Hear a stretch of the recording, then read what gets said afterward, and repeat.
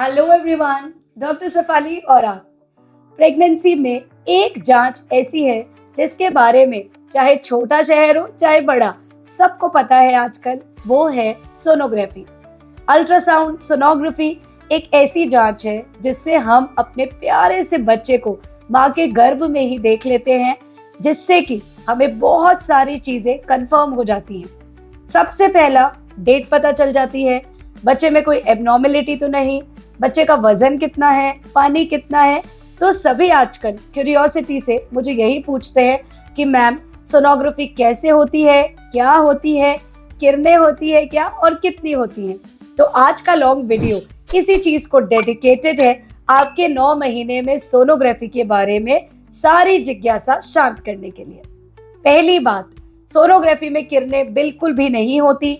ये ultrasonic waves है, मतलब कि साउंड वेव्स। इनमें कोई भी एक्सरे रेडिएशन नहीं होता, तो ये माँ और बच्चे को हार्म नहीं करती। अगर हम इसे डेली भी कराएं तो भी हार्म नहीं करती, इतनी सेफ है। सेकंड, सबसे पहली सोनोग्राफी को बोला जाता है डेटिंग स्कैन, जो कि आपके 1.25 महीने या 1 महीना 20 दिन या 7 वीक्स, कुछ भी कह ले, इस टाइम पर होती है। इस टाइम पर डेटिंग स्कैन बोलते हैं क्योंकि ये हमारी डेट्स को, जो लास्ट पीरियड डेट थी, उसको कंफर्म करती है, जिससे कि हम अपनी डिलीवरी डेट को निकाल सकें। तो फर्स्ट डेटिंग स्कैन में बच्चा हमें एग्जैक्ट वीक्स का दिखता है कि वो 7 हफ्ते का है कि 6 हफ्ते का है कि 8 हफ्ते का, क्योंकि जैसे जैसे बच्चा बड़ा होता है हर माँ के बच्चे की ग्रोथ अलग होती है। तो अगर हम बाद की सोनोग्राफीज देखेंगे तो हर बच्चे के वेट के अकॉर्डिंगली ग्रोथ के हफ्तों में 2-3 हफ्तों का अंतर आता है। तो बाद की सोनोग्राफी से हम अपनी डिलीवरी की डेट एक्यूरेटली नहीं निकाल सकते। फर्स्ट सोनोग्राफी 2 महीने के अंदर अंदर जो होती है या 2.5 महीने के अंदर अंदर भी, उससे हम अपनी डेट लास्ट डिलीवरी की आराम से 100% श्योर होके निकाल सकते हैं। इसीलिए पहली सोनोग्राफी का नाम है डेटिंग स्कैन। इसके अलावा बच्चा ठीक तो लगा है ना, बच्चे के चारों तरफ कोई क्लॉट तो नहीं, बच्चा ट्यूब में तो नहीं लग गया, ये भी फर्स्ट सोनोग्राफी से कंफर्म होता है। तो पहली सोनोग्राफी हमें करानी है 1.25 से 2 महीने। यदि आपको कोई दर्द है, ब्लीडिंग है, तो उसे पहले करा लीजिए। सेकेंड सोनोग्राफी होती है NT-NB, नेजल बोन नकल ट्रांसलूसेंसी स्कैन। ये होता है 11 हफ्ते 2-3 दिन से लेके 13 हफ्ते 3-4 दिन तक। 11 से 13 हफ्ते मोटे मोटे में ये पता चलता है कि बच्चे की जो नेजल बोन है वो बनी है कि नहीं, और एक मात्रा की बड़ी है कि नहीं, ये कहीं नॉर्मल से छोटी तो नहीं, हाइपोप्लास्टिक जिसको हम कहते हैं, हाइपोप्लास्टिक नेजल बोन। और हम देखते हैं बच्चे की नकल ट्रांसलूसेंसी, गर्दन। ये 2 चीजें हमें ये रूल आउट कराती हैं कि कहीं बच्चा डाउन सिंड्रोम का बच्चा तो नहीं। डाउन सिंड्रोम मेनली अगर आप आम भाषा में समझे, मंदबुद्धि बच्चा। तो ये रूल आउट करने के लिए आजकल हम नेजल बोन नकल ट्रांसलूसेंसी स्कैन जरूर करवाते हैं 11 से 13 हफ्तों के बीच। फिर आता है लेवल 2 अनोमली स्कैन। रंगीन सोनोग्राफी, अलग अलग भाषा में इसे अलग अलग कहा जाता है।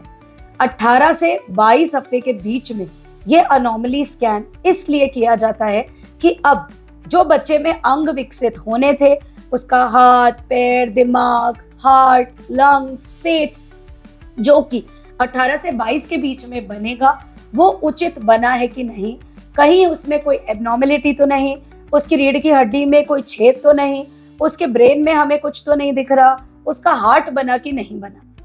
इसे अनोमली मतलब एबनॉर्मेलिटी।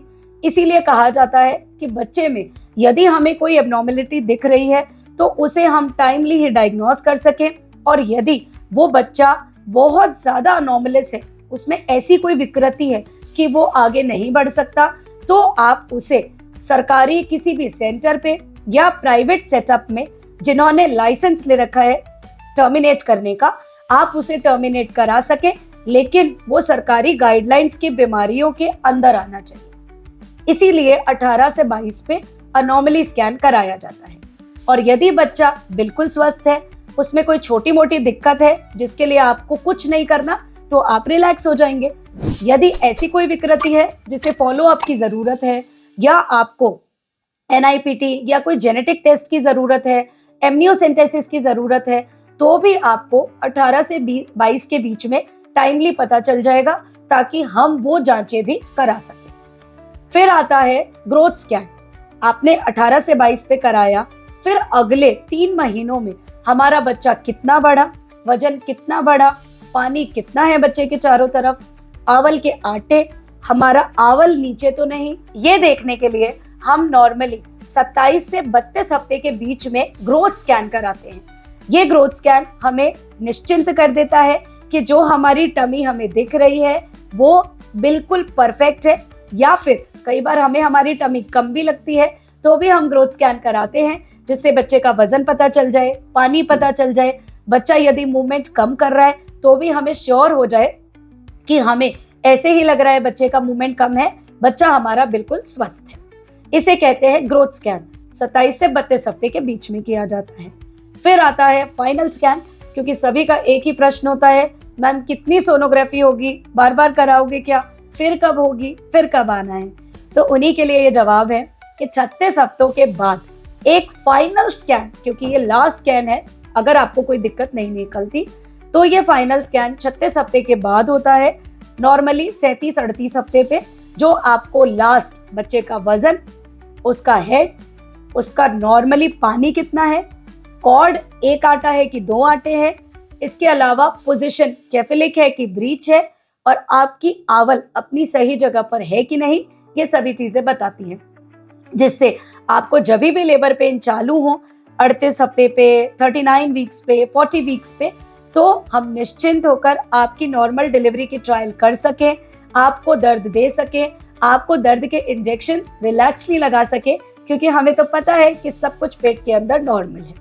अगर बच्चा उल्टा टेढ़ा आता है, पानी बहुत कम आता है, बच्चे का वजन बिल्कुल कम आता है, या फिर आवल अभी भी नीचे है, तो इसी फाइनल स्कैन से ये डिसाइड होता है कि क्या आपका सिजेरियन करना तो नहीं पड़ेगा हमें, इसीलिए ये फाइनल स्कैन जरूरी है।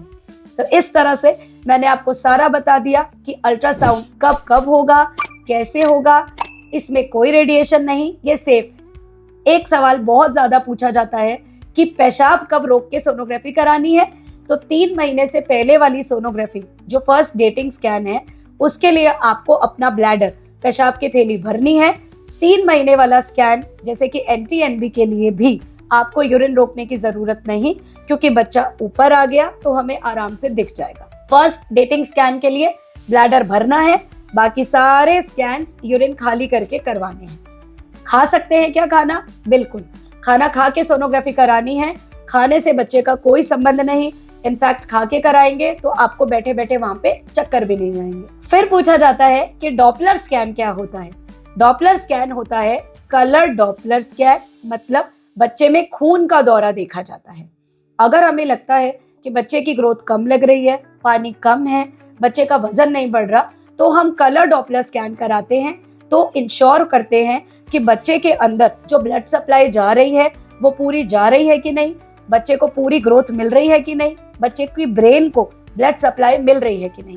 इसके अलावा जिन्हें भी बीपी होने का खतरा होता है, PIH का, प्रेगनेंसी इंड्यूस्ड हाइपरटेंशन, उनके भी यूट्राइन आर्टरी में हम, जो एक माँ की आर्टरी होती है, उसमें हम ब्लड फ्लो देखते हैं कि किस तरह का है, क्योंकि वो एक प्रेडिक्टर होता है कि आपको PIH या BP होने का कितना खतरा है। तो इसलिए डॉपलर भी यदि आपके डॉक्टर को लगता है कि करवाना है तो वो करवा लेगा, इन्हीं कारणों से। इस वीडियो से आपको काफी कुछ पता चल गया होगा कि अल्ट्रासाउंड क्यों कराना है और कितना जरूरी है अपने बच्चे की विकृतियों को देखने के लिए, ग्रोथ को देखने के लिए और वजन को देखने के लिए। फिर भी इन 5 सोनोग्राफीज के अलावा हो सकता है कि आपके बच्चे की ग्रोथ को लेके कोई कंफ्यूजन हो, आपका डॉक्टर कराए तो आप आराम से उसे पूछें कि ये क्यों जरूरी है और हमें क्यों कराना है। इसी तरह से और भी कोई क्वेश्चन हो आप पूछते रहिए, मैं आपके लिए वीडियो बनाती रहूंगी, क्योंकि अल्ट्रासाउंड पर मुझे आज तक सबसे ज्यादा क्वेश्चन पूछे जाते हैं, तो आज मैंने आपकी जिज्ञासा को शांत कर दिया। फिर भी पूछते रहिए, मैं बनाती रहूंगी और इसी तरह से बातों का सिलसिला जारी रहेगा। Take care, stay healthy, stay positive, pregnancy enjoy कीजिए, because the ultimate aim is healthy mother and healthy baby. Thank you.